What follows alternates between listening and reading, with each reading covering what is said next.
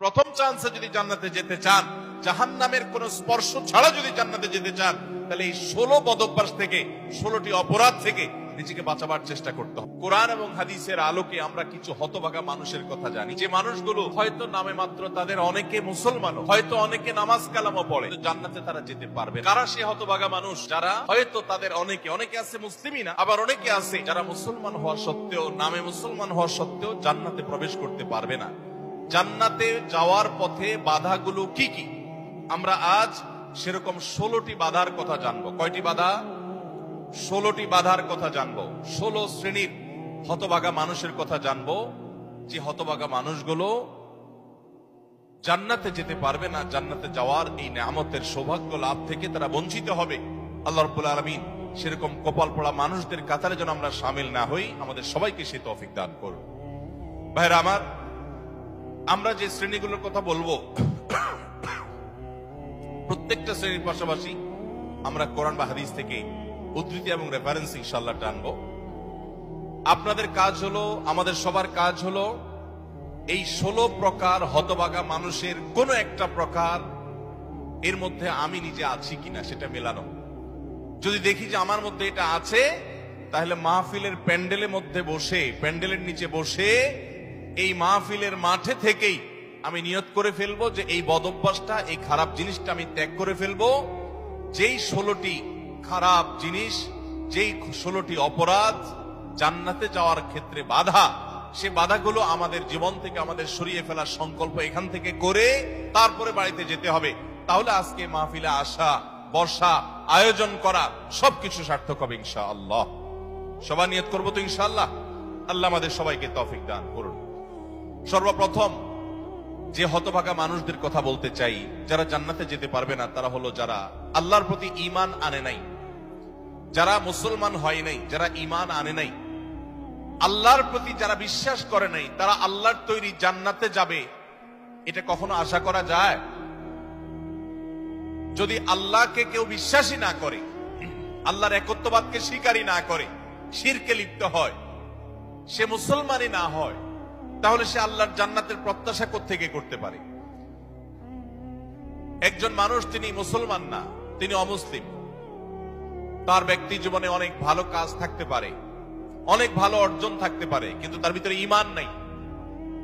এই লোকটা আল্লাহর কাছে জান্নাতের আশা কখনো করতে পারে? একজন মানুষ বাংলাদেশে মানুষের জন্য অনেক কাজ করেছেন, বাংলাদেশের উন্নয়নে অনেক ভূমিকা তার ছিল বা আছে, বাংলাদেশে অনেক কল্যাণকামিতা তিনি চান, তার অনেক ইন্ডাস্ট্রি কারখানা থেকে বহু দেশের উপকার হয়, দেশে মানুষের উপকার হয়, এরকম আরো বহু উপকারিতা তার দ্বারায় হয়। কিন্তু লোকটা বাংলাদেশের অস্তিত্বকে স্বীকার করে না, বাংলাদেশের অস্তিত্বকে স্বীকার করে না, বাংলাদেশের স্বাধীনতা, সার্বভৌমত্ব এগুলো স্বীকার করে না।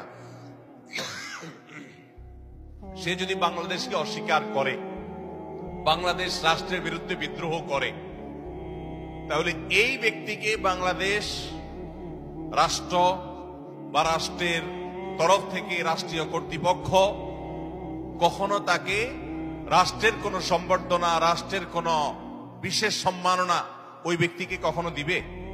দেওয়ার কথা। যে রাষ্ট্রকেই স্বীকার করে না, রাষ্ট্র তাকে সম্বর্ধনা দেওয়ার কথা।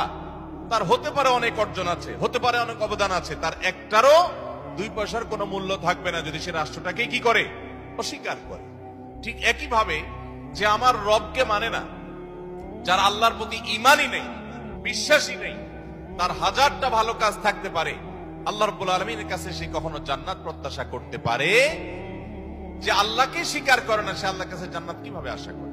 এজন্য ভাইরা আমার, সহিহ মুসলিমের হাদিসে আসছে, নবী করিম সাল্লাল্লাহু আলাইহি ওয়াসাল্লাম বলেছেন, লা তাদখুলুল জান্নাতা হাত্তা তুমিনু, তোমরা ততক্ষণ পর্যন্ত জান্নাতে প্রবেশ করবে না যতক্ষণ পর্যন্ত তোমরা ঈমানদার হবে না। অর্থাৎ ঈমানদার না হলে জান্নাতে যাওয়ার কোনো সুযোগ। এই প্রথম শ্রেণীর মানুষ, তারা দুনিয়া থেকে যদি ঈমান ছাড়া যায়, তাহলে সেক্ষেত্রে চিরকাল তারা জান্নাতে নিষিদ্ধ থাকবে, অনন্ত অসীমকাল জাহান্নামে তারা থাকবে, জান্নাতে কখনোই আসতে পারবে না। আর বাকি 15 শ্রেণীর মানুষ যারা আছে, এরা এক সময় তাদের পাপ এবং অপরাধের প্রায়শ্চিত্ত করার পর, এর শাস্তি পাওয়ার পর আল্লাহ তাআলা চাইলে তাদেরকে জান্নাতে দিতে পারেন এবং তাদের ঈমান যদি থাকে, কোনো না কোনো সময় তারা জান্নাতে যাবে, তাদের গুনাহগুলো মাফ হওয়ার পর অথবা শাস্তি হওয়ার পর, যেহেতু তারা ঈমানদার। এটাই হলো আহলুস সুন্নাহ ওয়াল জামাতের বিশ্বাস এবং আকীদা, যে মুরতাকিবে কাবীরা, কাবীরা গুনাহ করে দুনিয়া থেকে যদি কেউ জাহান্নামী হয়ে যায়, সে চিরকাল অনন্ত অসীমকাল জাহান্নামে থাকবে না, বরং সেখান থেকে এক সময় সে বের হয়ে আসবে। এটাই আহলুস সুন্নাহ ওয়াল জামাতের আকীদা।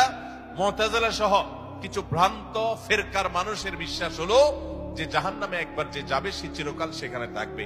বিভিন্ন আয়াতের অপব্যাখ্যা তারা করে থাকেন। যাই হোক, তাহলে প্রথম শ্রেণীর কথা আমরা জানলাম, যারা জান্নাতে নো এন্ট্রি, তাদের জান্নাতে প্রবেশের সুযোগ থাকবে না, তারা হলো যাদের আল্লাহর প্রতি ঈমান নাই, যারা মুসলমান না, যারা ঈমানদার না, তারা চিরকালের জন্য জান্নাতে নিষিদ্ধ থাকবে। এক নাম্বার।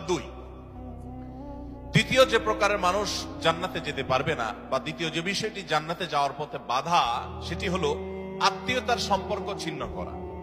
রক্ত সম্পর্কীয় আত্মীয়কে যদি কেউ স্থায়ীভাবে ছিন্ন করে, তাদের সাথে সম্পর্ক যদি একবারে কাট করে ফেলে, বুখারী মুসলিম এক যুগে বর্ণনা করেছেন, নবী করিম সাল্লাল্লাহু আলাইহি ওয়াসাল্লাম বলেছেন, লা ইয়াদখুলুল জান্নাতা কাতি', আত্মীয়তার সম্পর্ক ছিন্ন করে দেয় যে, এই ব্যক্তি জান্নাতে প্রবেশ করবে না, সে জান্নাতে প্রবেশ করবে না। অতএব আত্মীয়তার সম্পর্ক যারা ছিন্ন করেছেন তারা তওবা করতে হবে। আপনার ভাই, আপনার বোন, শত বাধা হতে পারে, শত ঝামেলা হতে পারে, শত গন্ডগোল হতে পারে, আপনার চাচা, আপনার ফুফু, আপনার মা বাপ, আপনার সন্তান সন্ততি, আপনার মামা, আপনার খালা, এরা সবাই আপনার রক্ত সম্পর্কীয় আত্মীয়। এদের সাথে আপনি স্থায়ী সম্পর্ক ছিন্ন করবেন, এই সুযোগ কিন্তু ইসলাম আপনাকে রাখে নাই। হ্যাঁ, যদি এমন হয় যে তাদের সাথে সম্পর্ক রাখতে গেলে আপনার জীবন হুমকির মধ্যে পড়ে, আপনি বিপর্যস্ত হন, আপনাকে তারা ক্ষতি করে, তো শুধু ক্ষতি থেকে বাঁচার জন্য আপনি দূরে আসেন, সেটা ভিন্ন বিষয়।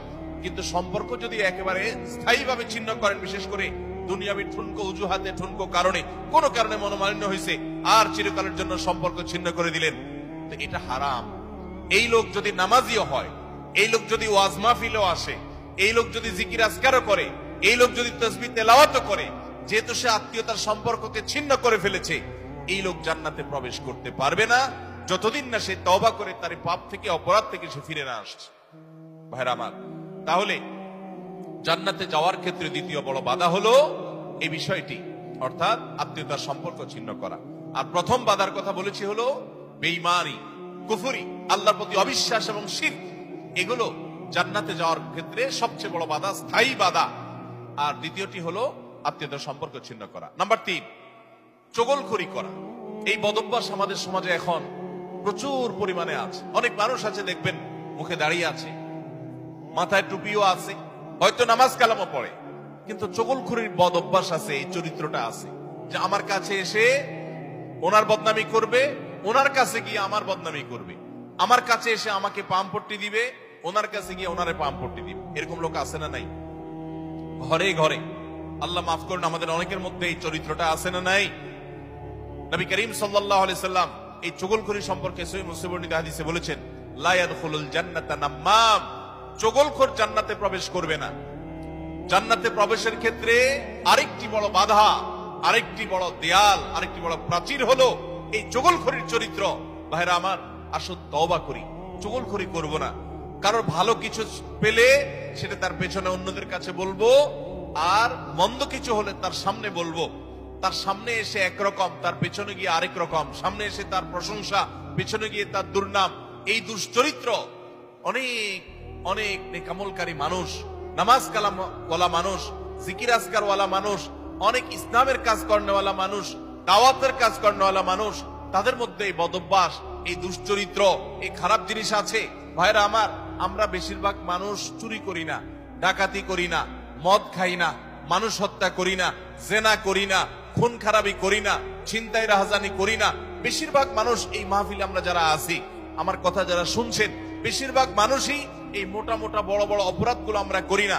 কিন্তু কিছু কিছু অপরাধ আছে যেগুলো আমরা যে করি, সেগুলো অপরাধ যে আমরা জানিও না, সে বিহিত নাই, সে চিন্তাও নাই, সে ভাবলেশও নাই, এবং সেগুলো যে গুনাহ, সে গুনাহগুলোকে গুনাহ মনে করছি না, শয়তান বুঝতেই দিচ্ছে না। তার মধ্যে একটা হলো এইটা, চগলখড়ি। ঘরে ঘরে, জনে জনে দেখবেন এই বদভ্যাস, যে সামনে একরকম, পিছনে আরেক রকম, নেফাকি এবং কপটতা আজ জনে জনে ভরে গেছে। আল্লাহ তাআলা আমাদের সবাইকে জান্নাতে যাওয়ার ক্ষেত্রে কত বড় বাধা, এই বাধাকে আল্লাহ তাআলা আমাদেরকে অতিক্রম করার তৌফিক দান করুন। এই বাধা অতিক্রম করার উপায় কি ভাই? উপায় হলো এখনই তওবা করবেন। আমি জীবনে কখনো কারোর সামনে গিয়ে একরকম, পেছনে গিয়ে আরেক রকম, এই মুনাফিকি আমি করব না, এই কপটতা আমি করব না, এই 2 নম্বরে আমি করব না, এই প্রতারণা আমি করব না। কোন মানুষের সামনে গিয়ে ভালো সাজবো, পেছনে গিয়ে দুর্নাম করব না, আরেকজনের কাছে গিয়ে তার দুর্নাম করা, আর আবার তার কাছে গিয়ে আরেকজনের দুর্নাম করা, অর্থাৎ দুজনের মধ্যে লাগালাগি করে দেওয়ার জন্য যে ভূমিকা, সেই ভূমিকা অবতীর্ণ হওয়া, এই চগলখড়ি, এটা হলো জান্নাতে যাওয়ার ক্ষেত্রে তৃতীয় বড় বাধা। চগলখোর সে জান্নাতে নো এন্ট্রি থাকবে। আল্লাহ তাআলা আমাদের সবাইকে বদঅভ্যাস পরিত্যাগ করার তৌফিক দান করুন। নাম্বার 4, প্রতিবেশীকে যে কষ্ট দেয়, এই লোকও জান্নাতে যেতে পারবে না। জান্নাতে যাওয়ার ক্ষেত্রে বড় বাধা হলো এই বদঅভ্যাস এবং খারাপ জিনিস, এই অপরাধ, প্রতিবেশীকে কষ্ট দেওয়া। এটাকেও আমরা অনেকে গুনাহের কাজ মনে করি না। অনেক লোক আছে দেখবেন, গোটা দুনিয়ার সব মানুষের সাথে তার সম্পর্ক ভালো, কিন্তু নিজের প্রতিবেশীর সাথে সম্পর্কটা কি নাই? ভালো নাই। আছে না নাই? নিজের পাশের জমিদার দেখা যায় আইলটা তার জমির দিকে ঠেলা হয়। আছে না নাই? তাহলে এটা প্রতিবেশী হক আদায় হলো না হক নষ্ট হলো? আরেকজনের সীমানার বরাবর গিয়ে এমন গাছ লাগাইলেন ইচ্ছাকৃতভাবে, যাতে করে গাছের গোড়াটা আপনার এখানে থাকে আর গাছের ডালগুলা সব গিয়ে তার জমিতে পড়ে। আছে না নাই? অনেক ভালো ভালো মানুষ, অন্যান্য দিক থেকে ভালো, এরকম অনেক মানুষ এই কাজ করে কি করি না আমরা? আমি নিজেই জানি যে আমার এই যে সীমানায় গাছগুলো লাগাচ্ছি, ছায়া পড়ে তার ফসল নষ্ট হবে, তার জায়গাতে ছায়া পড়ে থেকে অনেক ফসল হবে না, ক্ষতি হবে। তারপর আমি লাগাই, ক্ষতি করার জন্যই লাগাই, যে গাছের গোড়াটা আমার থাকবে, আগাটা সব তার ঘাড়ের উপরে, তার জমির উপরে গিয়ে পড়বে, তার সীমানার উপরে গিয়ে পড়বে, ভোগ করব আমি। আছে না নাই?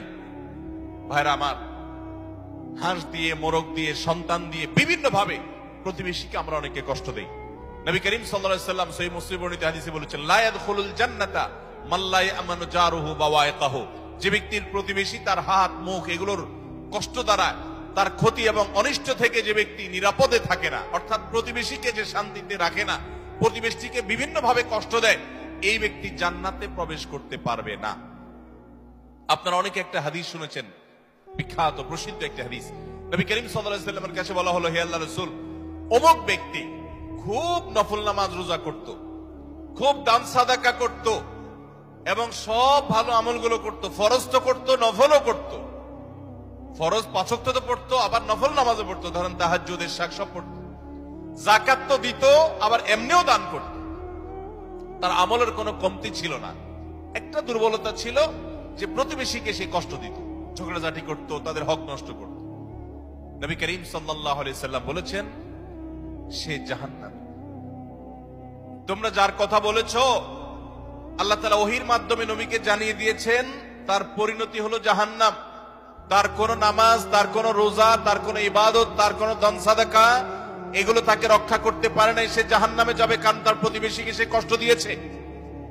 এর বিপরীতে নবীজি সাল্লাল্লাহু আলাইহি সাল্লামকে বলা হলো যে আরেকজনের কথা আমরা জানি, শুধু ফরজ নামাজগুলো পড়তো, নফল নামাজ পড়ার সময় পাইতো না, শুধু ফরজ কাজগুলো করতো, অতিরিক্ত দান সাদাকার সুযোগও পেত না, কিন্তু তার একটা ভালো গুণ ছিল, সে প্রতিবেশীদের সাথে সুসম্পর্ক বজায় রাখতো। তারা যদিও খুব বেশি ভালো ছিল না, কিন্তু সে ভালো থাকার চেষ্টা করত, নিজে থেকে তাদের যেন কষ্ট না হয় এটা খেয়াল রাখতো। নবী সাল্লাল্লাহু আলাইহি সাল্লাম বলেছেন, এই লোকটা জান্নাতি। ভাইরা আমার, প্রতিবেশী যে কত বড় একটা ব্যাপার, এটা আমরা বেশিরভাগ মানুষ বুঝি না। গ্রাম বলেন, শহর বলেন, বেশিরভাগ জায়গায় আমরা প্রতিবেশীর হক নষ্ট করি। প্রতিবেশী কে জানেন? আপনার রক্ত সম্পর্কীয় আত্মীয়, যেমন মা বাবা, সন্তান সন্ততি, ছেলে মেয়ে, ভাই বোন, একেবারে এ ক্লাসের আত্মীয়, যারা এ ক্লাসের প্রথম সারির, যারা রক্ত সম্পর্কীয়, আপনার বাবার দিককার, বাপ মা, ছেলে মেয়ে, ভাই বোন, চাচা ফুফু, এদেরকে বলা হয় এ ক্লাসের আত্মীয়, একদম প্রথম শ্রেণীর। এই আত্মীয়দের পরে সবচেয়ে যার হক আপনার কাছে সবচেয়ে বেশি, তারা হলো আপনার প্রতিবেশী। বেশিরভাগ ক্ষেত্রে দেখবেন প্রতিবেশীর সাথে সম্পর্ক ভালো নাই, আইল ঠেলাঠেলি, গন্ডগোল, ফাসাদ, ঝগড়াঝাটি, মারামারি, গ্রামে এক ধরনের, শহরে আরেক ধরনের।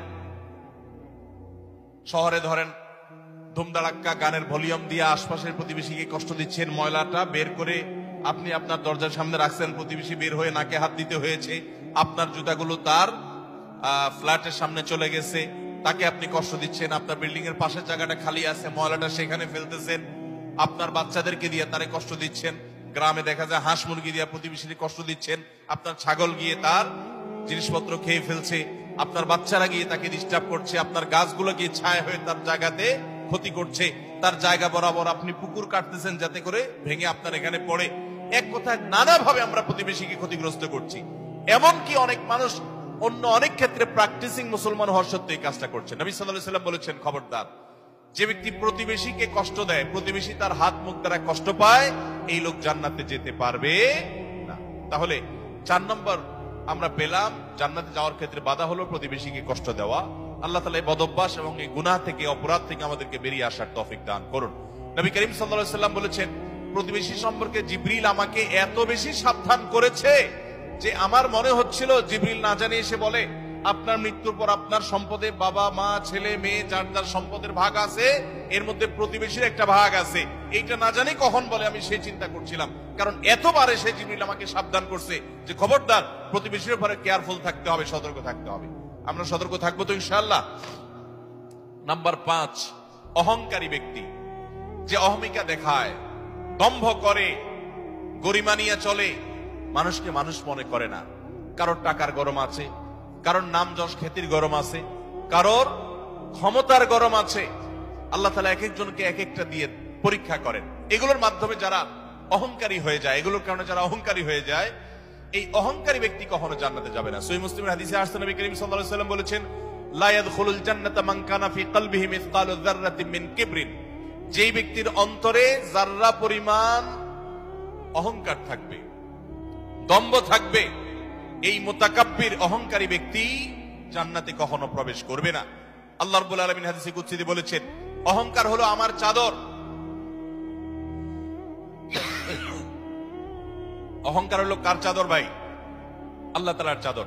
এই চাদর নিয়ে যদি কেউ টানাটানি করে, আল্লাহ রাব্বুল আলামিন তাকে ছিন্ন বিচ্ছিন্ন করে ছাড়বেন, তাকে আল্লাহ তাআলা কখনো জান্নাত দিবেন। এজন্য ভাইরা সবসময় বিনয়ী হয়ে থাকতে হবে। জান্নাতি লোকদের কিছু মার্কা আছে, এর ভিতরে একটা মার্কা হলো তারা বিনয়ী থাকবে, মাটির মানুষ হয়ে থাকবে, নিরীহ হয়ে থাকবে, তাদের উপরে সবাই চড়াও হতে চাইলেও তারা চড়াও হবে না, অর্থাৎ বিনম্র থাকবে। এটা জান্নাতি লোকদের মার্কা। এই জন্য ভাইরা বিনয়ী হতে হবে। 5 নম্বর, যারা জান্নাতে যেতে পারবে না, জান্নাতে যাওয়ার ক্ষেত্রে বাধা হলো অহংকার, সে অহংকারী মানুষ। 6 নম্বর হলো প্রতারক, 7 নম্বর হলো দান করে খোটা দেয় যে সে, আর 8 নম্বর হলো কৃপণ। আর এই তিনটি তিরমিজি বর্ণিত হাদিসে বর্ণিত হয়েছে। নবী করিম সাল্লাল্লাহু আলাইহি ওয়াসাল্লাম বলেছেন, লা ইয়াদখুলুল জান্নাতা খাব্বুন ওয়ালা মান্নানুন ওয়ালা বাখীল, যে ব্যক্তি কাউকে প্রতারণা করে, ধোঁকা দেয়। এখন আমাদের সমাজে মুসলমানদের মধ্যে ধোঁকা দেনওয়ালা মানুষের সংখ্যা কি কম না বেশি? দোকানদার বলেন, ব্যবসায়ী বলেন, চাকরিজীবী বলেন, যার কথাই বলেন, এমনকি নেতারা বলেন, জনগণকে ধোঁকা দেয়। ঠিক না ভাই? ঠিক। সবাই যার যার জায়গা থেকে কে কাকে ল্যাং মারবে, কে কাকে ধোঁকা দিবে, এটাই হলো আমাদের কাজ এখন। অথচ ধোঁকাবাজ, প্রতারক, চিটার, বাটপার, এই লোকগুলো কখনো জান্নাতে যেতে পারবে। নবী করিম সাল্লাল্লাহু আলাইহি ওয়াসাল্লাম এই হাদিস বলছে যে প্রতারক জান্নাতে যাবে না। দ্বিতীয়ত, মান্নান, অর্থাৎ দান করে যে খোটা দেয়, এই লোকও জান্নাতে যেতে পারবে না। দান করে খোটা দেওয়ার বদভ্যাস আছে না নাই আমাদের অনেকের? দান করেছেন আল্লাহকে খুশি করার জন্য, যদি আপনি খোটা দেন তাহলে আপনার দান বরবাদ হয়ে যায়, ওটা নষ্ট হয়ে যায়। আল্লাহ বলেছেন, লা তুবতিলু সাদাকাতিকুম বিল মান্নি ওয়াল আযা, তোমরা দান করার পর খোটা দিয়া, কষ্ট দিয়া, যাকে দান করছো তাকে কষ্ট হয় এরকম কথা বলে ওই দানকে বরবাদ করে দিও না। আমরা অনেকে এই কাজ করি। দান করেছেন, ওই ব্যক্তির কাছ থেকে থ্যাঙ্কস এর আশাও করবেন না। থ্যাঙ্কস মানে কৃতজ্ঞতা, সে আদায় করবে, শুকরিয়া দিবে, সে আপনার স্বীকৃতি দিবে, এই আশাটাও আপনি করতে যাবেন না। আল্লাহ কোরআনে কারীমে সূরা দাহরের মধ্যে জান্নাতি এবং নেককারদের বৈশিষ্ট্য বলতে গিয়ে বলেছেন, ওয়ায়ুতঈমুনা আত-তাআমা আলা হুব্বিহি মিসকিনাও ওয়া ইয়াতীমান ওয়া আসীরা, জান্নাতি মানুষগুলো, আবরার এবং নেককাররা হলো তারা আল্লাহর মহব্বতে মিসকিনকে, বন্দীকে, অন্যান্য অভাবী মানুষদেরকে তারা খাদ্য দেয় এবং বলে ইন্নামা নুতইমুকুম লিওয়াজহিল্লাহ লা নুরিদু মিনকুম জাযাআও ওয়ালা শুকুরা। তারা বলে আমরা আল্লাহর জন্য তোমাদেরকে খাদ্য দিচ্ছি, তোমাদের কাছ থেকে এর কোনো ফিডব্যাক বিনিময় তো চাই না, এমনকি শুকরিয়া তোমরা যে আমাদেরকে থ্যাঙ্কস বলবা সেটা পর্যন্ত আমরা আশা করি না, দরকার নেই। আল্লাহর কাছে এইভাবে সওয়াবের আশা করা, বান্দার কাছে খোটা না দেওয়া 7 নম্বর। 8 নম্বর হলো কৃপণতা। এটা জাহান্নামের যাওয়ার অন্যতম বড় মাধ্যম এবং জান্নাতে যাওয়ার ক্ষেত্রে বাধা হলো কৃপণতা। নবী করিম সাল্লাল্লাহু আলাইহি সাল্লাম কৃপণ ছিলেন না, তার অনেক সম্পদ ছিল না, কিন্তু যা ছিল সেটা অকাতরে তিনি দান করতেন। তার যে দানশীলতা, আম্মা জান আয়েশা রাদিয়াল্লাহু তাআলা বলতেন যে তিনি দানশীলতা তার বিশেষ করে রমজান এলে এমন বেড়ে যেত যে মুক্ত বাতাসের মতো, যে চাইতো তাকেও দিত, যে চাইতো না তাকেও দিত, সর্বত্র তার দান ছড়িয়ে যেত। এবং দান করতে করতে সব শেষ করে অনেক সময় বাসায় যেতেন, তার নিজের জন্য কিছুই রাখতেন না, এইভাবে তিনি দানশীল ছিলেন। তো নবী সাল্লাল্লাহু আলাইহি সাল্লাম কৃপণতা থেকে পানা চেয়েছেন। আমরা অনেকে কিন্তু কৃপণ, আল্লাহ অনেক সম্পদ দিয়েছে কিন্তু খরচ আমরা করতে চাই না। নবীজি পানা চাইছেন, আল্লাহুম্মা ইন্নী আউযু বিকা মিনাল বুখলি ওয়াল জুবন, আল্লাহ আপনার কাছে কৃপণতা থেকে পানা চাই। ভাইরা আমার, তাহলে জান্নাতে যাওয়ার ক্ষেত্রে 8 নম্বর বাধা হলো কৃপণতা। কৃপণ সে জান্নাতে এন্ট্রান্সের সুযোগ পাবে না। 9 নম্বর, ঘুষ দাতা এবং ঘুষ গ্রহীতা। যে ঘুষ দেয় সে যদি একান্ত নিরুপায় হয়ে দেয়, এমন কাজ যে কাজ না হলে তার জীবন বাঁচে না, অনেক জটিল প্রয়োজন, এরকম প্রয়োজনে সে যদি ঘুষ দিতে বাধ্য হয়, ঘুষ দেওয়া ছাড়া তার কোনো উপায় না থাকে, তাহলে ওই ব্যক্তিকে মাযুর হিসেবে আল্লাহ তাআলা মাফ করবেন আশা করা যায়। কিন্তু সচরাচর আমরা দেখা যায় আজকাল যেসব ক্ষেত্রে ঘুষ দিয়ে সুবিধা নেই, ওটা না নিলে আমি যে মরে যাব এরকম না, আমি ইচ্ছা করলে হারামটা নাও করতে পারি। আবার অনেক ক্ষেত্রে আমার বৈধ জিনিসটাকেই আমি অবৈধভাবে পাওয়ার জন্য আমি ঘুষ দিচ্ছি। তো এই যে ঘুষ দাতা, ঘুষ গ্রহীতা তো সর্বাবস্থায় অপরাধী, ঘুষ দাতাও সে অপরাধী হবে এইভাবে যদি ঘুষ দেয়। আপনি একটা জায়গায় কাজে যাবেন, সিরিয়াল দিয়া, সবাই সিরিয়ালে দাঁড়াইছে, আপনিও সিরিয়ালে দাঁড়াবেন, এটাই হলো নিয়ম। সবাই সিরিয়ালে দাঁড়াইছে, আপনি সিরিয়ালে দাঁড়াইতে চাচ্ছেন না, সেজন্য কি করলেন? ঘুষ দিলেন। ঘুষ দিয়া সবার আগে কাজটা করে নিয়ে আসলেন। এই যে ঘুষ দিল, এই ঘুষ দেওয়াটা সে, এটা কি সে বাধ্য হয়ে দিয়েছে? বরং এখানে যে ঘুষ খাইছে তাকে সে বাধ্য করছে। আমাদের দেশে আমরা সরাসরি শুধু ঘুষখোরদের দোষ দেই। ঘুষখোরদের তো দোষ আছেই শতভাগ, কিন্তু অনেক সময় ঘুষ যারা দেয় তাদেরও দোষ কম নাই। অনেক অফিসার আছে ঘুষ না খাইলে ক্লায়েন্টরা বরং পেরেশান হয়ে যায় যে এই স্যার, নতুন স্যার ঘুষ খায় না, তাহলে তো পেরেশানের ব্যাপার, কিভাবে 2 নম্বর এটা আদায় হবে। অতএব ভাইরা আমার, ঘুষ দাতা এবং গ্রহীতা, তাবরানী হাদিসে আসছে নবী করিম সাল্লাল্লাহু আলাইহি ওয়াসাল্লাম বলেছেন, আর রাশি ওয়াল মুরতাশি ফিন্নার, ঘুষ দাতা ঘুষ গ্রহীতা উভয় জাহান্নামে যাবে। অতএব ঘুষ দিতেও খুব সাবধান, আর যারা ঘুষ খাচ্ছে তাদের কথা তো বলাই বাহুল্য। তাহলে জান্নাতে যাওয়ার ক্ষেত্রে এই ঘুষ দেওয়া নেওয়া এটা একটা বড় বাধা। আর জান্নাতি হতে পারবে না, জান্নাতে নো এন্ট্রান্স থাকবে ওই সমস্ত লোকদের যারা এটা করে। নাম্বার 10, মাতা পিতার অবাধ্য।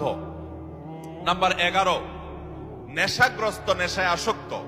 এ সম্পর্কে নাসাই বর্ণিত হাদিসে আসছে নবী করিম সাল্লাল্লাহু আলাইহি ওয়াসাল্লাম বলেছেন, লা ইয়াদখুলুল জান্নাতা আকুন ওয়ালা মান্নান ওয়ালা মুদমিনু খামরিন।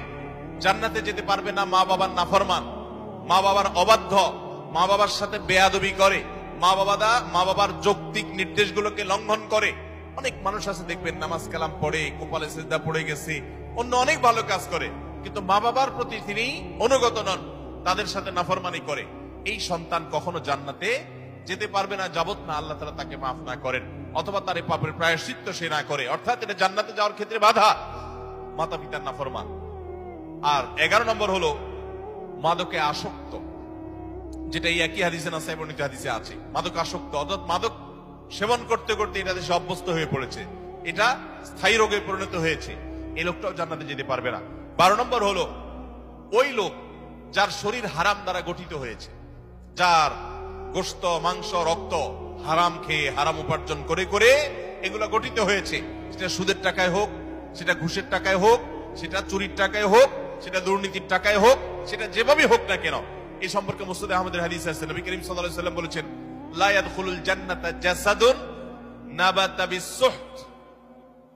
যে শরীর হারাম দ্বারা বৃদ্ধি হয়েছে, হারাম দ্বারা গঠিত হয়েছে, সে শরীর জান্নাতে প্রবেশ করবে না। এটা হলো 12 নম্বর। 13 নম্বর হলো অহংকারী ব্যক্তি, যে শুধু অহংকার করে তা নয়, অহংকারের পাশাপাশি আরেকটা বদ অভ্যাস আছে, আরেকটা রোগ আছে, যে রীতিমতো কাউকে পাত্তা দেয় না এবং গোয়ার কিসিমের হয়, গোয়ার কিসিমের হয়, খুব তেড়া কিসিমের হয়, শক্ত মেজাজি হয়, কোনোভাবেই সে নরম হতে চায় না। এই উতুল এবং জাওয়াজ আবু দাউদ শরীফের হাদিসের বর্ণনা মতে এই টাইপের মানুষও জান্নাতে যেতে পারবে না, যারা অনেক বেশি এরকম গোয়ার হয় এবং রূঢ় স্বভাবের হয়। স্বভাবটাই হলো রূঢ়, স্বভাবটাই হলো রুষ্ট, সে সবসময় মানুষের সাথে এরকম কঠোর স্বভাবের হয়, তার মনটাই হলো পাথরের মতো। এই মানুষগুলো জান্নাতে যেতে পারবে না এবং আবু দাউদের হাদিস সেটি বলছে। আর 14 নম্বর হলো গণক, যে ভবিষ্যতে কি হবে না হবে মানুষের সমস্ত গণক গণনা করে বিভিন্ন খবর বলে দেয়। অনেক সময় এগুলো সত্য হয় এবং কুফরি কালাম করে শয়তানের আশ্রয় নিয়ে ব্ল্যাক ম্যাজিকের মাধ্যমে, জাদুবিদ্যার মাধ্যমে বিভিন্ন ভাবে এরকম অনেক কিছু বলতে পারে তারা, এবং সেগুলো খেটেও যেতে পারে, অস্বাভাবিক নয়। কিন্তু এই যে অসৎ উপায়ে কুফরি কালামের মাধ্যমে, জাদুর মাধ্যমে শয়তানের আশ্রয় নিয়ে ভবিষ্যৎ সম্পর্কে বলে দেয়, এই রকম গণক যারা, এরাও জান্নাতে যেতে পারবে না। এমনকি তাদের কাছে যারা যায়, যারা তাদের কথা বিশ্বাস করে, আস্থা রাখে, এদের ইবাদত পর্যন্ত একটা মেয়াদ পর্যন্ত কবুল হবে না, হাদিসে বলা হয়েছে। তাহলে 14 প্রকার হলো এই গণক। আর 15 নম্বর হলো জাদুকর, যারা ব্ল্যাক ম্যাজিক করে মানুষকে। আজকাল এই ব্ল্যাক ম্যাজিক ভাই ঘরে ঘরে হয়ে গেছে, ঘরে ঘরে দুষ্ট জিনকে দিয়ে শয়তানের আশ্রয় নিয়ে ব্ল্যাক ম্যাজিশিয়ানরা ব্ল্যাক ম্যাজিক করে। দেখবেন যে বিভিন্ন পোস্টারে লেখা কামরূপ কামাখ্যা থেকে প্রশিক্ষণ প্রাপ্ত, আছে না নাই? ফেসবুকে দেখবেন বিভিন্ন কমেন্টে এরকম পোস্টার পোস্ট করে অনেক অনেক লোক। আবার অনেক সময় দেখবেন বিভিন্ন জায়গায় জায়গায় এগুলো আছে। ঘরে ঘরে দেখবেন এমন অনেক রোগী আছে যেই রোগীদের কোনো ট্রিটমেন্ট ডক্টররা করতে পারছেন না। দেশ বিদেশ ঘুরে, বহু হাসপাতাল ঘুরে, বহু ট্রিটমেন্ট নিয়েও কোনো চিকিৎসা করাতে পারছেন না, কোনো ট্রিটমেন্ট হচ্ছে না, সুস্থ হচ্ছে না। এগুলোর একটা অংশ, আমি সবগুলো বলছি না, একটা বড় অংশ ব্ল্যাক ম্যাজিকের রোগী। আস্তে আস্তে শেষ হয়ে যাচ্ছে। বিভিন্ন বর্ণনা আছে সম্পর্কে।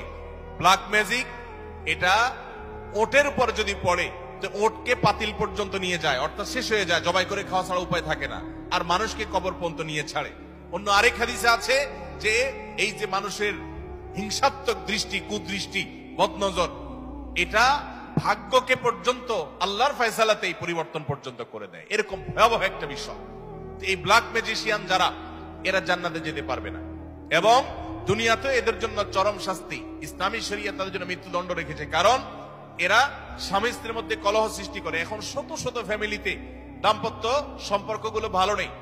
আমার কাছে এরকম শত শত হিস্ট্রি আসে যে স্বামী স্ত্রীর একসময় সম্পর্ক খুব ভালো ছিল, হঠাৎ করে তাদের আর সম্পর্ক ভালো নাই, কেউ কাউকে সহ্য করতে পারছেন না, কেউ একজন ব্ল্যাক ম্যাজিক করেছে।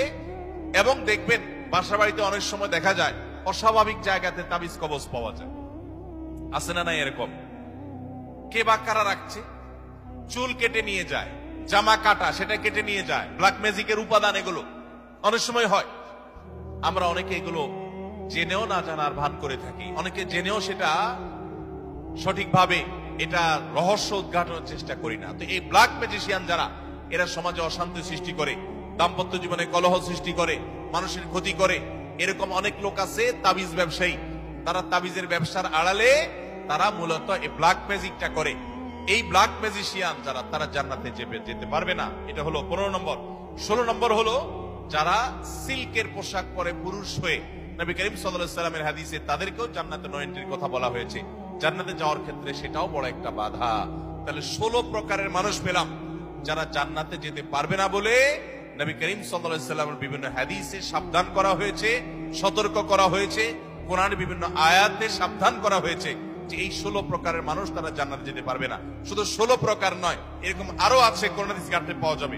আমি 16 প্রকার শুধুমাত্র কোরআন এবং হাদিস থেকে আপনাদের জন্য উপস্থাপন করলাম যে এই মানুষগুলো জান্নাতে যেতে পারবে না। আমরা শুরুতে বলেছি ইমানদারের সবচেয়ে বড় চাওয়া হলো, টার্গেট হলো জান্নাতে যাওয়া। সে জান্নাতেই যদি যেতে না পারি, তাহলে আমার আর এই দুনিয়াতে আমার কর্ম, আমার ইমান, এগুলো আমাকে কি উপকার করলো? যদিও ইমান থাকলে আপনি এই সমস্ত গুনাহগুলো লিপ্ত হওয়ার কারণে জাহান্নামে গেলেও একসময় আপনি জান্নাতে আসবেন, এটাই আহলে সুন্নাত জামাতের আকীদা, এটাই বিশুদ্ধ বিশ্বাস। কিন্তু তারপরেও জাহান্নাম তো এমন জায়গা যেখানে এক মুহূর্তের জন্য গিয়ে সহ্য করার কথা নয়। অতএব ইমানদার প্রথম চান্সে জান্নাতে যেতে চাইবে। আর প্রথম চান্সে যদি জান্নাতে যেতে চান, জাহান্নামের কোন স্পর্শ ছাড়া যদি জান্নাতে যেতে চান, তাহলে এই 16 বদভ্যাস থেকে, 16টি অপরাধ থেকে নিজেকে বাঁচাবার চেষ্টা করতে হবে। আল্লাহ আমাদের সবাইকে সেই তৌফিক দান।